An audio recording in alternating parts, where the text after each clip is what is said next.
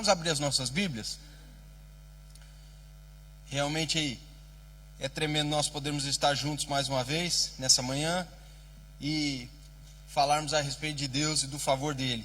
Eu gostaria de ler um texto com os irmãos nessa manhã. Gênesis 21, nós vamos ler do 14 até o 20. Gênesis 21, 14 ao 20. A palavra do Senhor diz assim: levantou-se, pois, Abraão de madrugada, tomou o pão e um odre de água, pô-los às costas de Agar, deu-lhe o menino e a despediu. Ela saiu andando errante pelo deserto de Berseba. Tendo-se acabado a água do odre, colocou ela o menino debaixo de um dos arbustos. E afastando-se, foi sentar-se defronte à distância de um tiro de arco, porque assim dizia: assim não verei morrer o menino. E sentando-se em frente dele, levantou a voz e chorou. Deus, porém, ouviu a voz do menino, e o anjo de Deus chamou do céu a Agar e lhe disse: que tens, Agar? Não temas, porque Deus ouviu a voz do menino, daí onde está. Ergue-te, levanta o rapaz, segura-o pela mão, porque eu farei dele um grande povo.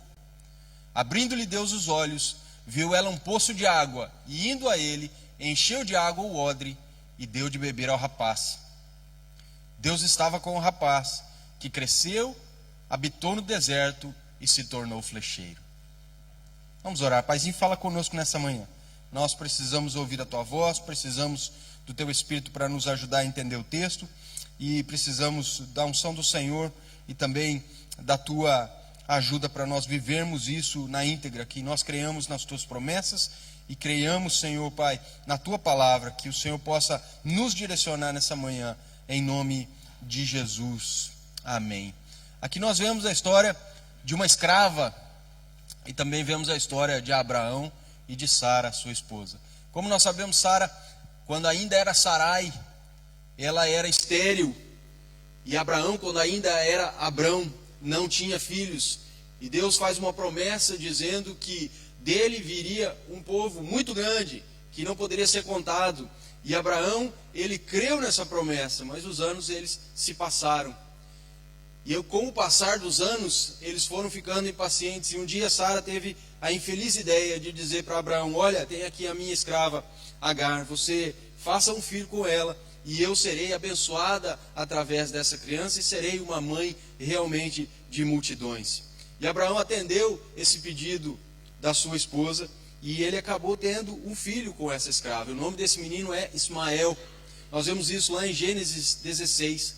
Só que quando essa escrava Agar, ela tem o filho, ela começa a desprezar a sua senhora.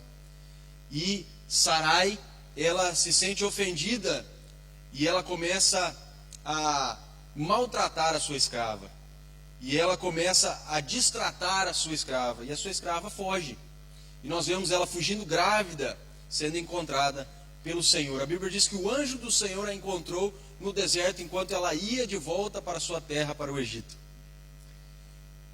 E nós vemos que o anjo ouve o seu clamor, e ela consegue enxergar esse anjo, e ela declara que os olhos dela puderam ver a Deus. Eles estavam próximos a um poço, e ela dá o nome desse poço, o poço do vivente, aquele que me vê. Só que ao mesmo tempo que Deus a vê, Deus também se deixa ver por ela. E Deus fala: olha, volta para a casa da sua senhora, continua servindo a sua senhora, não ligue para aquilo que ela tem feito, porque eu te faço uma promessa: esse menino que vai nascer, eu vou cuidar dele. Ele vai ser pai também de uma grande nação, e a minha mão vai estar constantemente também sobre ele. Resultado, essa mulher, ela volta para a casa do Abraão e da Sara, e ela continua a sua vida, e o filho nasce. E quando o filho tem mais ou menos aí os seus 14, 16 anos, nós vemos que Isaac está sendo desmamado. Finalmente Deus dá o filho da promessa que havia prometido a esse casal, nasce aquele que viria a ser o pai, não é? Ou que dele viria também uma multidão, dele vem Jacó, e depois vem os 12 patriarcas, e depois vem o povo todo de Israel, e esse menino está com os seus 3 a 5 anos sendo desmamado, E aí eles dão uma festa para comemorar isso. E nessa festa, esse adolescente, Ismael, ele começa a zombar do filho da promessa, Isaac. E mais uma vez, Sara, já não Sarai, mas agora Sara, ela não gosta daquela atitude e ela dá um ultimato para o seu marido Abraão. Ela diz assim: manda essa mulher embora com o seu filho. Eu não quero que esse menino cresça junto com o meu. Eu já não suporto vê-los. E Abraão ficou muito chateado, porque ele amava o seu filho Ismael, da mesma forma que ele amava o seu filho Isaac. E aí o que ele faz? Ele fica naquela situação entre a espada e a parede. Ele precisa tomar uma decisão. Não era muito comum o homem receber uma ordem da sua esposa naquele tempo. E ele, então, ouve da voz do Senhor, dizendo: faz o que a tua mulher falou para você fazer. Eu vou cuidar de Ismael, porque o filho da promessa é Isaac. E você vai ver o que eu vou fazer na vida dele. Ele também vai se transformar num pai de uma multidão. O que nós lemos no texto que o Abraão faz? Ele dá um odre de água para ela e dá algum suprimento. A Bíblia fala de pão, mas a gente não sabe quanto de comida ele deu. E ele despede a sua, escrava, concubina, também com o seu filho Ismael, um adolescente. E eles vão errantes pelo deserto de Berseba, como nós lemos no texto. E o que acontece? A água acaba. E nós sabemos que nós podemos suportar vários dias sem comida, é ou não é? Temos relatos na Bíblia de pessoas que jejuaram 40 dias. Jesus foi um deles, inclusive. Mas sem água é muito difícil nós sobrevivermos. Depois dos 3 dias já começam a ter falhas internas, os nossos órgãos eles vão definhando e a vida ela está por um fio. E acabou-se a água. Ela olha, ela só vê deserto, só vê areia, não havia mais nada para aquela mulher e para o seu filho. Ela coloca o seu filho debaixo de uma árvore, de um arbusto, e ela se afasta. O texto diz cerca de um tiro de pedra, um tiro de arco, melhor dizendo. Alguma distância considerável. Ela não queria estar próxima quando o filho morresse. E ela se afasta. E aí aparece novamente o anjo do Senhor. Repare que quando a Bíblia fala do anjo do Senhor, geralmente é uma teofania, ou seja, é o próprio Jesus Cristo pré-encarnado aparecendo. Da mesma forma que no capítulo 16, Jesus apareceu para ela dizendo: não tema, volta para casa dos teus mestres, daqueles que te possuem, e continua por lá que eu vou cuidar de Ismael. Ele aparece agora mais uma vez para relembrar Agar da promessa que ele havia feito. Só que ela tem sede, o menino tem sede, eles estavam morrendo. E aí o Senhor faz com que os olhos dela se abram para ela ver um ribeiro de água próximo, para que ela possa matar a sede dela e do filho. Nós vemos o próprio Jesus aparecendo para cuidar dessa mulher e do seu filho. O próprio Jesus se importando ao ponto de aparecer para ela, mostrando quem é que tinha o controle de todas as coisas e que ela podia continuar confiando ou começar a confiar nele, para que a vida dela pudesse ir para frente. Interessante que ela esqueceu das promessas que haviam sido feitas no momento do desespero. E às vezes nós fazemos da mesma forma, não é? Hoje eu gostaria de falar com vocês a respeito de um Deus que é atento e está presente. Um Deus que é atento e está presente. Apesar das nossas falhas, apesar dos nossos esquecimentos, apesar dos nossos problemas, das nossas dificuldades, apesar muitas vezes da nossa infidelidade, Ele está atento e Ele é presente. Amém? Embora nós vejamos aqui que as pessoas muitas vezes elas vivem afastadas do Senhor, o Senhor muitas vezes está à procura dessas pessoas para que elas se voltem para Ele e para que elas possam conhecê-lo de uma forma pessoal, para que elas possam entender que Ele se preocupa com cada uma delas e que Ele conhece o futuro das pessoas e que Ele espera que elas venham a confiar nele cada vez mais. No capítulo 21 nós lemos que essa situação acontece, não é mesmo?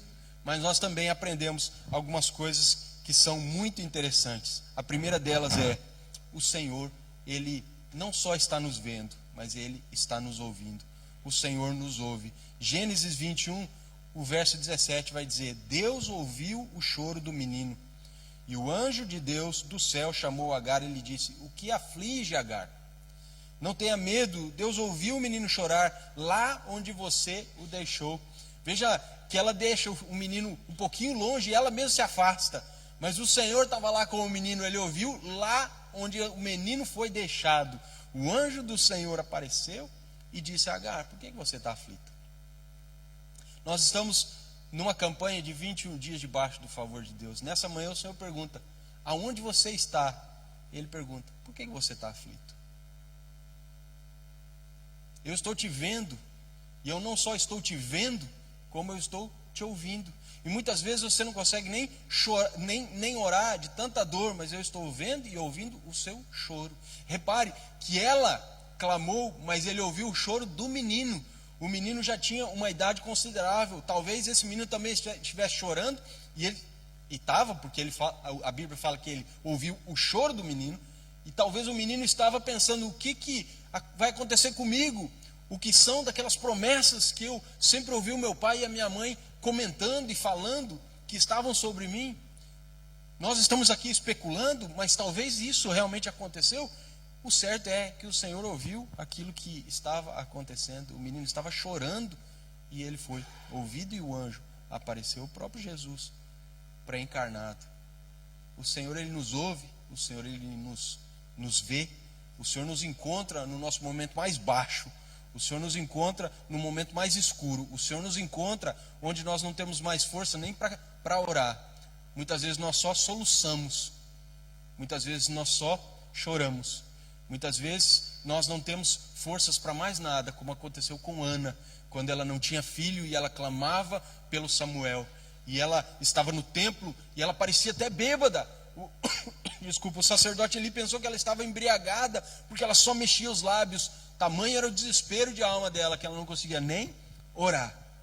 Ele falou: olha, você está bêbada, é melhor você parar de beber. E ela falou assim: não me tenha por filha de Belial, eu sou uma mulher angustiada de espírito. E o certo é que Deus a ouviu, Deus a encontrou naquele momento, e Samuel, depois de um tempo, ele nasceu, foi consagrado ao Senhor. E aqui nós vemos ele aparecendo para Agar e dizendo para ela: olha, eu ouvi o choro do menino, eu vou cuidar dele, fica tranquilo, eu estou aqui, eu fiz uma promessa para ele, por causa de Abraão eu também vou fazer dele uma grande nação. Veja, Abraão e Sara, eles meteram o pé na poça, a gente não pode negar isso. Eles se precipitaram, eles tinham uma promessa, a promessa tardava a acontecer, e eles falaram: vamos resolver essa situação de uma forma natural. Mas mesmo eles errando, o Senhor tinha um compromisso com ele. Ele era filho de Abraão e Deus não iria abandoná-lo. Às vezes nós pensamos que por nós errarmos, nós estamos totalmente perdidos, mas nós temos um Deus que é um Deus de misericórdia, um Deus que nos perdoa, um Deus que nos quer perto, um Deus que quer que a gente se lembre de onde nós caímos, que a gente retorne para lá e que a gente possa novamente ter um relacionamento estreito com Ele. Deus, ele não é um carrasco. A Bíblia diz que o Senhor, ele não apaga o pavio que ainda queima, que fumega, o morrão que fumega. O Senhor não pisa a cana quebrada. O Senhor, ele quer a gente perto, ele deseja perdoar, ele espera somente uma atitude nossa, um clamor nosso, um desejo de alma que muitas vezes não se traduz com palavras. Quem aqui gosta da Cassiane? Lembrei da Cassiane agora, né? Tem uma música dela que diz que uma lágrima para Deus é uma frase. Uma lágrima para Deus é uma frase. E nós vemos aqui que ele ouviu o choro do menino. E ele se lembrou, da promessa que ele tinha feito. E ele chega lá para solucionar o problema que eles estavam enfrentando. Nós talvez possamos olhar para isso e não darmos o devido valor.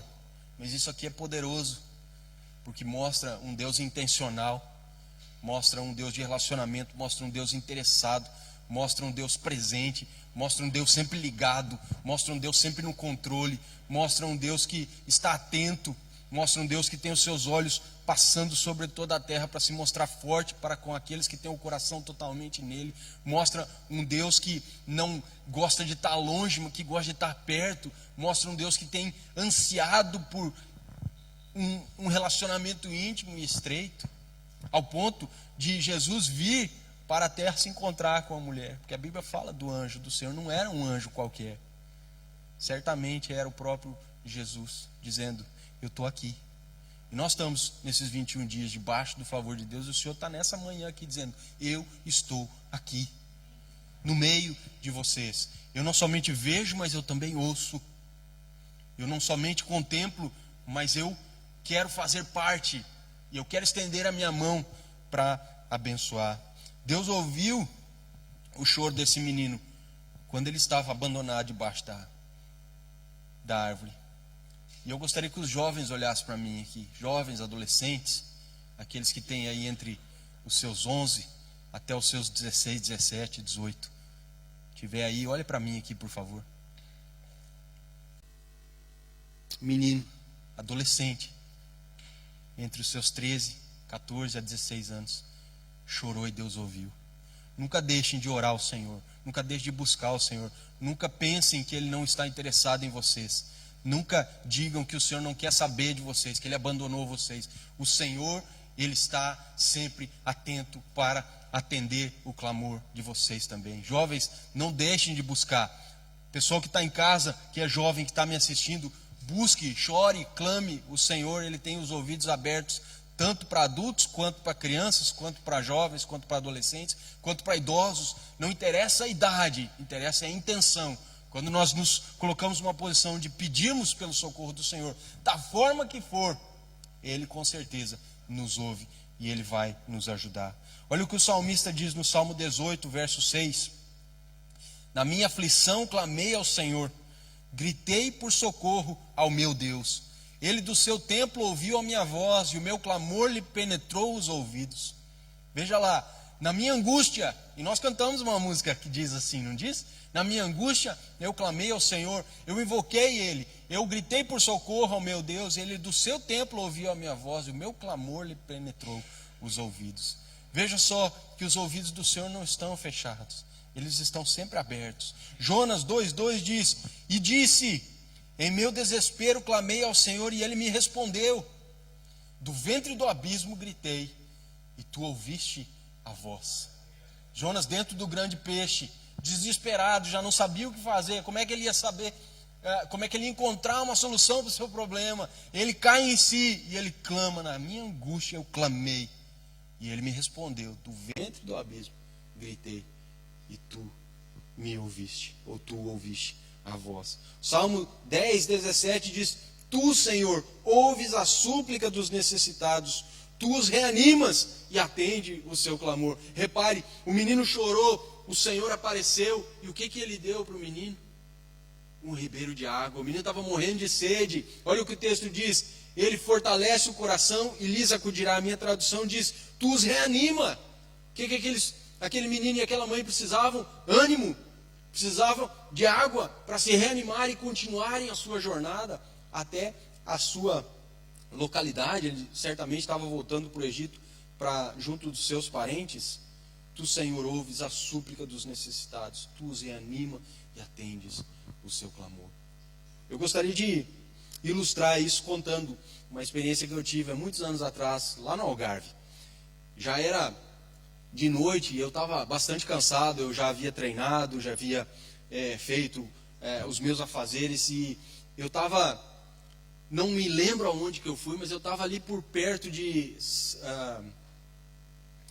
Messines, ali por perto, São Bartolomeu de Messines, na Via do Infante, e eu estava voltando para Faro. Só que Faro ficava nessa direção e eu saí ali de Messines e eu precisava então, na Via do Infante, fazer aqueles contornos, né, para passar por baixo, para depois entrar de novo na Via do Infante e voltar para Faro. Eu morava em Faro. Só que já estava bastante cansado, já era de noite. E sabe quando você vai conduzindo no piloto automático e às vezes o pezinho está um pouquinho pesado? E o certo é que eu estava correndo um pouquinho, eu não estava em excesso de velocidade, mas eu estava correndo um pouquinho e eu estava no piloto automático, realmente cansado. Então eu estava indo na autoestrada e eu precisava fazer, né, o retorno.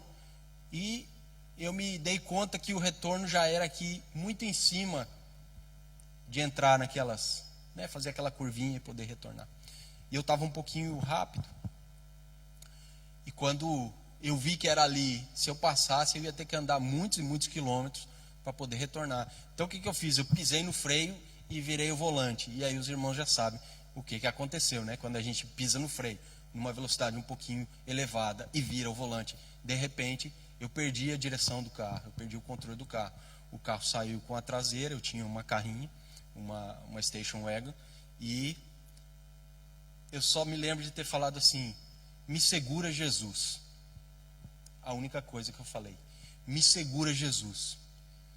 E o carro, ele já estava abanando e eu já estava entrando na curva, ou seja, eu poderia bater, eu poderia capotar e ali eu poderia até mesmo morrer. O certo é que de uma forma sobrenatural o carro ele foi se alinhando e a velocidade foi diminuindo, porque eu já não pisei mais no freio, porque se eu pisasse eu acho que ia até ser pior.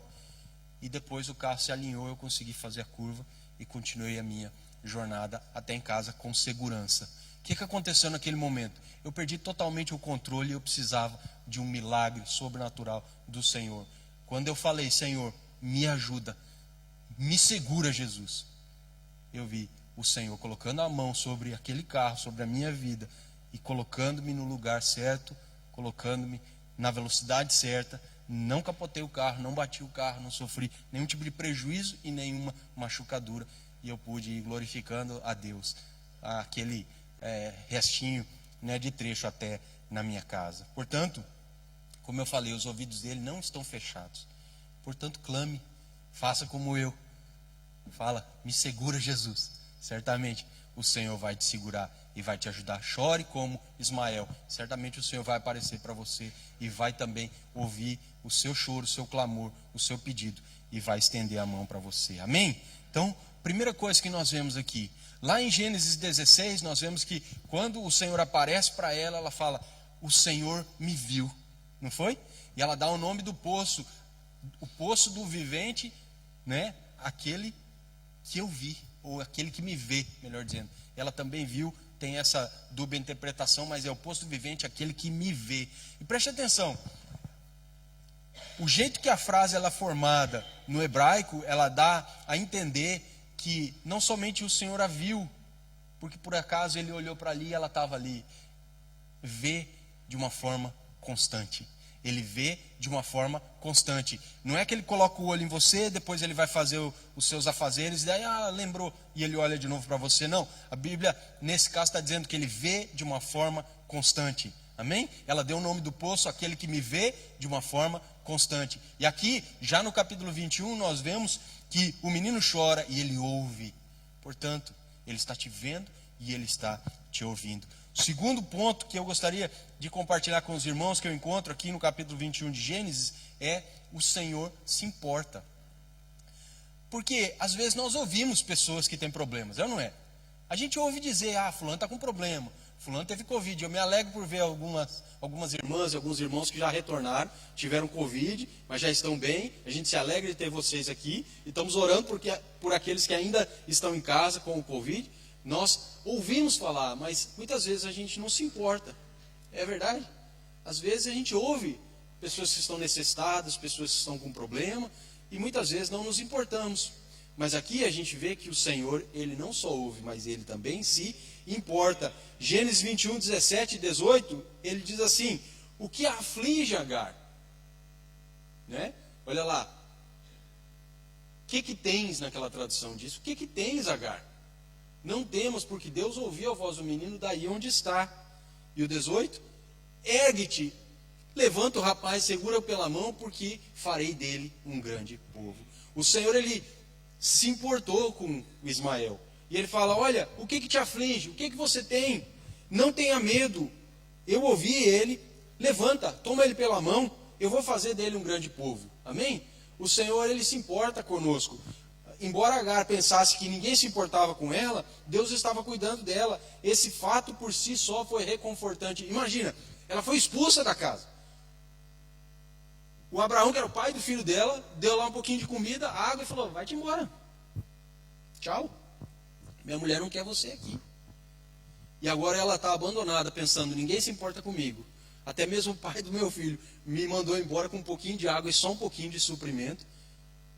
Ninguém gosta de mim. Você já fugiu para a esquina quando você era pequeno, falou: eu vou fugir de casa porque ninguém gosta de mim? Só que daí começou a anoitecer, você falou assim: é melhor eu voltar para casa porque eu não tenho para onde ir. E aí você voltou, né? Você engoliu o orgulho. E às vezes a gente faz isso quando é adulto também. Ninguém gosta de mim, ninguém me ama, eu não sou importante para ninguém, ninguém quer saber de mim, todo mundo vira as costas para mim.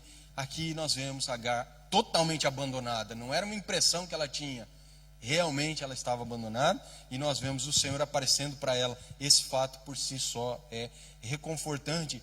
Salmo 51:17 diz: os sacrifícios que agradam a Deus são um espírito quebrantado, um coração quebrantado e contrito, ó Deus, não desprezarás. Sacrifícios agradáveis a Deus são espírito quebrantado, coração compungido e contrito, não desprezarás, ó Deus. Ou seja, um coração contrito em necessidade, Deus não despreza. Por quê? Porque Ele se importa. Ele se importa. Isaías 49:15: haverá mãe que possa esquecer-se seu bebê que ainda mama e não ter compaixão do filho que gerou? Embora ela possa esquecê-lo, eu não me esquecerei de você. O Senhor não esquece de nós. Mesmo que a mãe coloque o filho debaixo da árvore e vá a uma distância considerável, o Senhor está lá com o menino. E o Senhor está conosco. Por quê? Porque Ele se importa. Mesmo que o filho se esqueça, a mãe se esqueça do filho que ainda mama, o Senhor, todavia, não se esquece de nós. Ele não se esquece de você. Mesmo que você tenha sido abandonado, mesmo que você tenha sido abandonada, mesmo que você tenha sido maltratado, maltratada, mesmo que você tenha sido traído, traída, mesmo que você tenha sido caluniado ou caluniada, mesmo que você tenha sido vítima de algum tipo de abuso, o Senhor não se esquece de você, de forma alguma. Isaías 41:10 diz: por isso não tema, pois estou com você. Não tenha medo, pois eu sou o seu Deus. Eu te fortaleço, eu te ajudo, te sustento com a minha destra fiel. Amém? Não tema, não te assombres, eu sou o teu Deus, eu te fortaleço, eu te ajudo. Ninguém quer mais te ajudar? Eu te ajudo. Ninguém quer fazer com que você se levante e continue a sua jornada? Eu te fortaleço, eu te sustento. Você está sendo abandonado nesse momento? Você está sentindo abandonado? Eu te sustento, eu te levanto com a minha destra fiel. Amém? Posso compartilhar mais uma historinha com vocês? Essa palavra, Deus tem falado comigo já há umas 2 semanas. E eu fui lembrando de muita coisa que aconteceu na minha vida. E teve uma situação uma vez, eu fui contratado para jogar para uma equipe, só que quem me contratou foi o presidente da equipe. Geralmente é o presidente que contrata, mas muitas vezes com o aval do treinador. Nesse caso, não foi com o aval do treinador. Então, quando eu cheguei, foi bastante difícil a minha adaptação. Eu estava em Portugal, a Isabela ainda estava no Brasil, nós éramos recém-casados. E eu viajei para pré-época e ela ficou mais um tempo lá com a família dela. Então eu estava sozinho e eu não estava jogando. E toda vez que eu ia treinar, o treinador me dava na cabeça, nas orelhas, porque não foi uma contratação dele, ele não pediu que me contratassem. Então você chega como se fosse um intruso, contratado pelo presidente, mas o treinador, ele prefere outros jogadores. E eu passei poucas e boas, nos treinamentos, nos jogos de preparação. Eu não estava jogando, eu não estava sendo utilizado, e eu me colocava a seguinte pergunta: o que eu estou fazendo aqui? O que eu estou fazendo nesse lugar? Por que eu estou me esforçando? Por que eu estou trabalhando? Por que eu estou passando por essa situação? Fazia 1 ano que eu era convertido, e eu me lembro de um jogo em especial, jogo de pré-época. Geralmente todo mundo joga. Todos que vão para o jogo acabam jogando, os titulares e também os reservas, porque é pré-época, é só para você ganhar ritmo de jogo, para você começar, né, a entrar em forma para poder jogar a temporada. Resultado, jogou todo mundo e eu não joguei. Fiquei esquentando o banco como vocês estão aí, ó, sentadinho. O pior, que ele me deixou o segundo tempo todinho aquecendo. Eu fiquei lá fazendo os exercícios. Falei, daqui a pouco vai entrar, daqui a pouco vai entrar. Ele olhava para mim, eu estava lá, prontinho para entrar, alongando e tudo. Nada. 40 minutos aquecendo, nada, acabou o jogo. Eu tomei banho porque eu estava lá suado, né? Porque senão não precisava nem tomar banho, para falar bem a verdade. E eu tomei banho com uma angústia de coração. Eu só queria sair do balneário, pegar minha Bíblia e ir para um cantinho sossegado e falar com Deus. E foi o que eu fiz. Eu tomei banho rapidinho, peguei minha Bíblia, sentei num cantinho sossegado onde ninguém podia me ver. Comecei a chorar, mas chorar mesmo. Falei, Deus, por quê? O que está acontecendo? E aí eu senti a necessidade de abrir nesse texto aqui, Jeremias 31, 16. Está aí ou não? Jeremias 31, 16. Diz assim: assim diz o Senhor: contém o seu choro e as suas lágrimas, pois o seu sofrimento será recompensado. Olha o que diz aquela versão: assim diz o Senhor, reprime a tua voz de choro e as lágrimas dos teus olhos, porque há recompensa para as tuas obras. Uma outra versão, que era a versão que eu estava lendo naquela altura, dizia assim: reprime a tua voz de choro, porque há recompensa para o teu trabalho. Por quê? Porque o Senhor se importa. Você pode pensar assim, não era um big deal. Talvez para você, para mim era. Era a minha profissão. Jogador que não joga não consegue contratos melhores. Jogador que não joga não aparece. Jogador que não joga não satisfaz aquilo que tem dentro do seu interior, que é o motivo primeiro de ele ter a profissão que ele tem, ou ter escolhido a profissão que ele escolheu. Jogador que não joga, ele não tem o porquê de estar naquele lugar. E Deus falou para mim: reprime a voz de choro, a recompensa para o teu trabalho, porque o Senhor, Ele se importa. Ismael estava chorando, ele ouviu. Ismael estava chorando, ele se importou. Amém? Então o que te aflige? O Senhor pergunta nessa manhã. O que te aflige? Ele está vendo. Reprime a tua voz de choro. A recompensa para tudo aquilo que você tem feito, para a sua vida, para o seu trabalho, para a sua entrega, para a sua busca. Reprime a tua voz de choro. Deus está vendo, não tema. Terceiro e último ensinamento que eu encontro nesse texto, Gênesis 21, 19 e 20. Gênesis 21, ou melhor, isso, 21, 19 e 20. Abrindo-lhe Deus os olhos, e viu ela um poço d'água, e indo a ele, encheu de água o odre, e deu de beber ao rapaz. Deus estava com o rapaz. É lá fora? Beleza, hein? Deus estava com o rapaz. Pensei que era alguém que estava aqui com o telemóvel vendo o YouTube atrás de mim aqui. Deus estava com o rapaz que cresceu, habitou no deserto e se tornou flecheiro. Então Deus abriu os olhos e viu uma fonte. E foi até a fonte, encheu de água vazia e deu de beber ao menino. Deus estava com o menino. Terceiro e último ensinamento que eu encontro nesse texto: Deus nos ajuda. Ele nos ouve. Primeiro Ele nos vê, amém? Depois Ele nos ouve. Depois Ele se importa. Depois Ele nos ajuda. Veja a sequência: Ele nos vê, Ele nos ouve, Ele se importa e Ele nos ajuda. Ele providenciou um ribeiro de água para aquele menino. Talvez o ribeiro já estivesse lá e os olhos deles não tivessem visto. Talvez Deus realmente Ele fez milagrosamente um ribeiro de água aparecer na frente dessa mulher e do seu filho. O fato de o Filho de Deus ter assumido temporariamente uma forma física e ter deixado o céu e descido para ajudar uma serva rejeitada, certamente revela a sua graça e o seu amor. Essas visitas aqui de Cristo na terra, elas eram bastante comuns no Antigo Testamento, e elas tinham por finalidade ir ao encontro de necessidades específicas ou para realizar tarefas específicas. E nós sabemos quando Jesus realmente Ele veio e o Verbo se tornou carne para Ele habitar entre nós, Ele veio para realizar uma tarefa específica, morrer na cruz, para solucionar um problema específico que nós tínhamos e temos até hoje, que é o pecado. Ele providenciou tudo que essa mulher e o seu filho precisavam, da mesma forma que Ele providencia tudo aquilo que nós precisamos para sair das situações difíceis em que nos encontramos. Olha só, 1 Samuel 2,8. diz assim, que ele levanta do pó o necessitado. E do monte de cinzas ele ergue o pobre. E ele os faz assentar como príncipes e lhe dá lugar de honra.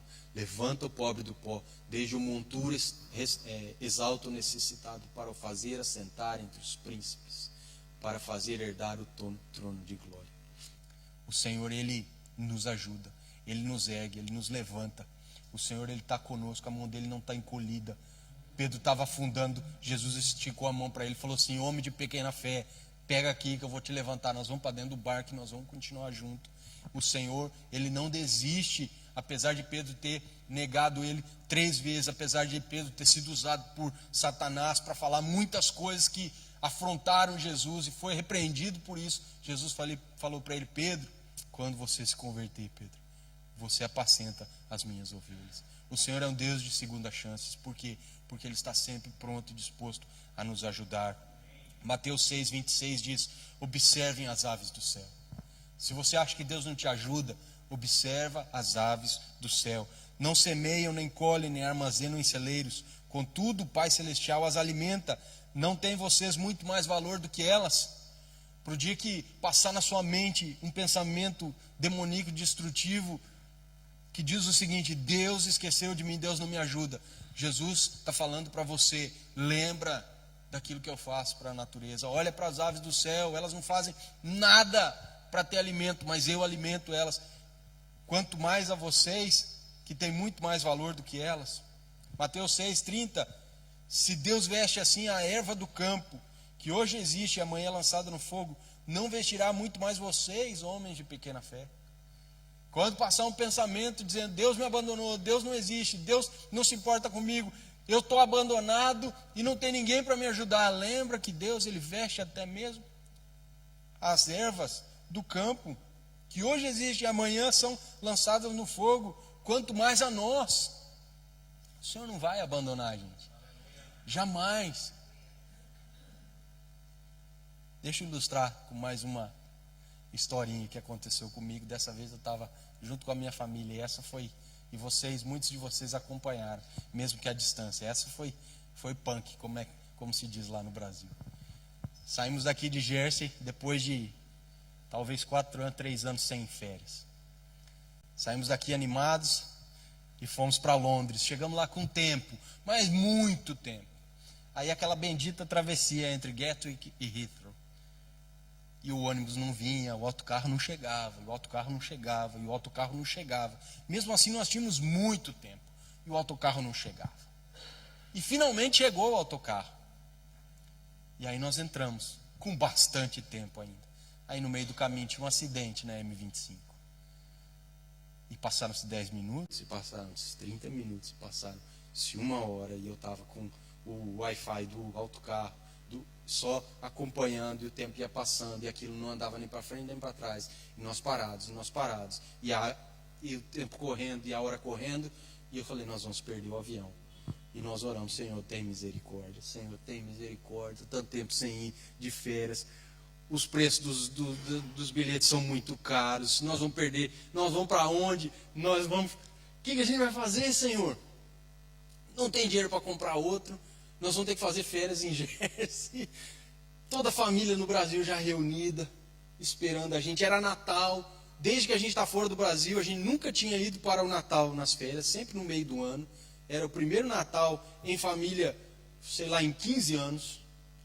Resultado: o autocarro não andou nem para frente nem para trás. 4 horas se passaram quando aquilo foi desbloqueado e a gente chegou no aeroporto. Gente, cena de filme. Quando você chega no aeroporto, o aeroporto está vazio, só está a pessoa lá varrendo, limpando. O Marino sabe o que é isso, né? Pessoa lá só limpando. Vaziozinho. Eu olhei de um lado, olhei do outro. 11 e tal da noite, nosso voo já tinha saído há mais de 1 hora. E agora? Eu deixei a Isabela e as meninas, eu saí para um cantinho assim, e eu comecei a orar, eu comecei a chorar. Eu falei: Deus, o que eu faço? Aí liga para cá, liga para lá, ninguém atende, ninguém quer saber. Você liga para a agência não quer saber da história, joga para a companhia, você vai na companhia, a companhia joga para a agência. Resultado: eu consegui até mesmo levar uma reprimenda do homenzinho que estava limpando. Eu falei assim: não tem ninguém aqui com que eu possa conversar? Ele falou assim, você deveria ter chegado mais cedo. Eu falei, que beleza, né? Que beleza. Resultado, pastor Elias, sempre muito abençoador e prestativo, nos ajudou muito. Agradeço novamente a oração e até mesmo as ofertas de muitos irmãos aqui da igreja. Nós fomos para o hotel, 6 da manhã, eu não dormi, orei a noite toda. Foi a primeira vez que eu orei realmente a noite toda.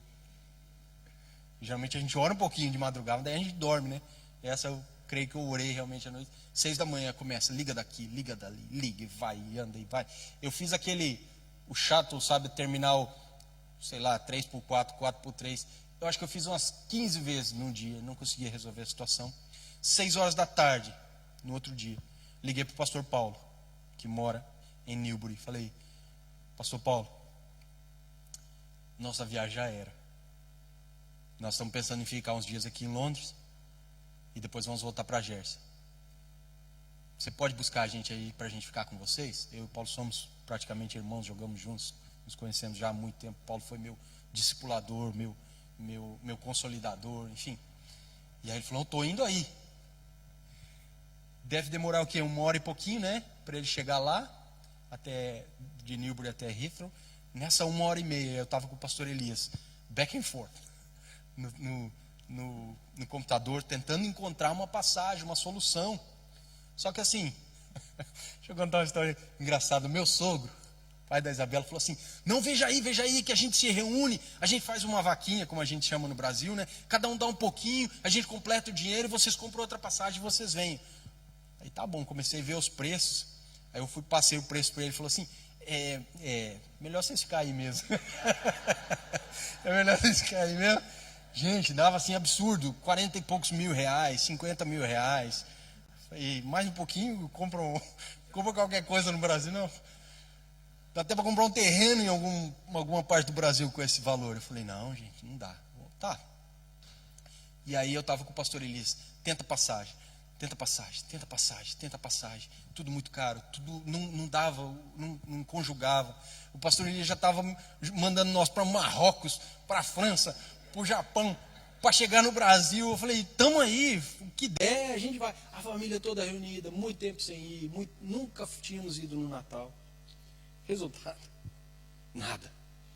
Aí o pastor Paulo estava quase chegando, ele me liga e fala assim, mais 10 minutinhos eu estou aí, espera no lugar tal, que é o drop-off, eu acredito. E aí, estou com o pastor Elias ainda no WhatsApp, ele falou assim, você tem milhas? Eu falei, eu tenho algumas. Ele falou assim, abriu agora, tantas mil milhas, tantas libras, excelente, sai amanhã, daí da onde vocês estão, ao meio-dia dá para vocês dormir, dá para vocês tomar um pequeno almoço e dá para vocês viajar e chega direto lá onde vocês precisam chegar. Eu falei assim, é Deus. É Deus. Eu falei, pastor, eu vou comprar. Quem disse que eu conseguia comprar? Não conseguia comprar. Falei, pastor, não consigo comprar. Compra você, depois eu te pago. Ele falou, deixa para mim. Em 10 minutos ele resolveu a situação. O pastor Paulo estava chegando. Eu falei, agora eu preciso arranjar bronca aqui com o pastor Paulo. O Paulo chegou. Eu falei, Paulo, por favor, aceita essa oferta para a gasolina que você gastou.